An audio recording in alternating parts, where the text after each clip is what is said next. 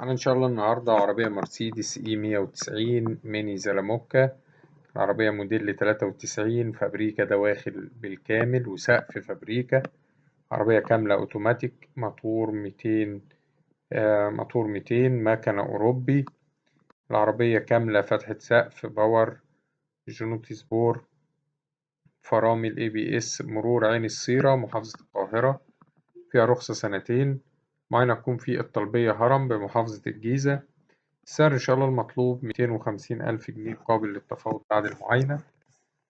رقم التليفون هيظهر في آخر الفيديو. تاريخ العرض 19/6/2024. إن شاء الله في آخر الفيديو هتلاقوا رقم مقطوع لسيارات مرسيدس للبيع.